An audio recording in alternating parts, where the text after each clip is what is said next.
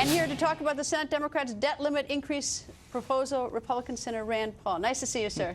Good to be with you. So how much in the know does Senate Majority Leader Harry Reid keep the Republican side of the aisle on this debt ceiling? I don't know, but it seems like they're very concerned with protecting us from seeing our national parks. You know, I mean, it's like guarding the highway so we can't see Mount Rushmore, you know, sending security guards to the World War II Memorial.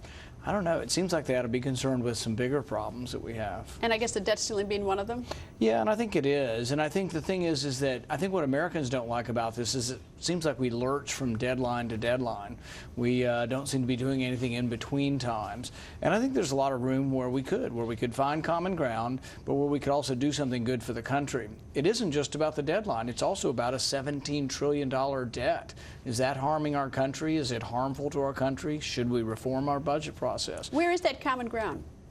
You know, I'm not sure exactly. It's elusive, I guess, is the way I'd describe it. But the common ground might be that we get together and we say there are things that are broken. For example, they're broken not because I broke them or Republicans did or Democrats. Social Security is broken. Medicare is broken. It's broken because we're living longer and because this population of kids is smaller than the generation of baby boomers that's retiring. These are just facts. They should just get together. When I talk to the president one-on-one, and I've sat down with him, I've said, why don't we gradually raise the age of eligibility for Social Security and Medicare? And he looks at me and says, that's not an unreasonable proposition in private. But then in public, we get all of this, oh, I'm not fixing anything if you're holding a gun to my head. Well, no, we're just trying to fix things because we want the same thing he does. We want the country to thrive, and we want to fix these entitlement programs. Well, the things you talked about are sort of big picture issues that involve, you know, years and years and trillions of dollars. But it seems like, as you said, is that it's almost, you know, crisis management is that, you know, we get these short-term solutions. It never, I don't get the sense that Congress is sort of stepping back, House and the Senate and the President, and saying, look, these are our big problems, how are we going to solve them? Instead of sort of this panic to solve the one that's right in front of us. It is. It's lurching from deadline to deadline, and that's with the American public. That's why we have about a 10% approval rating, is because it looks like we go from deadline to deadline. Looks like it actually true, though. It looks like it's actually true. It is true. But the thing is let's say you were a Democrat, and I wanted to say, let's fix Social Security, which I've said many times to them. Let's fix Social Security. And you know what they say to me? They say, well, we'll do that if you trade us a tax increase. And I was like, well, Social Security's broken, has nothing to do with raising taxes, which we think will be bad for the economy. Why don't we just fix Social Security? Part of it's we need to fix more narrow things. We tend to want to fix everything all at once in a grand bargain. And if you've got a Republican and a Democrat, you might only agree on 10% of the issues, 20%. Why don't we work on the 20% we can agree to instead of always saying we have to have a grand bargain, which never happens? What would you like to see the President do differently? I mean, what do you think would make a step forward that make it easier on your side to get your side sort of a step closer?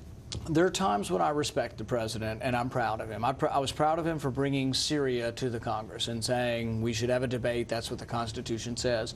But the other times when I'm not so proud of him, for example, on the default or on defaulting over not raising the debt ceiling, he says, oh, well, we're going to default, and he scares everybody to death. If the President were a true leader, and I could be proud of him if he were a true leader, or even from the opposite party, if he said we will not default. We have never defaulted, and we will not default, and I will not use this as a political issue. But instead, he is using it as a political issue, and I don't think we'll default, nor do I think it's a good idea to default. But it's also bad for the President to be threatening default. He should be saying, I'll work with the Republicans. I will negotiate. Instead, what do we hear from the President and from Harry Reid? We will not negotiate. We will not negotiate until you give us what we want, then we'll negotiate. But does the President say something to you in privately just in a moment ago maybe a little different than what we hear publicly?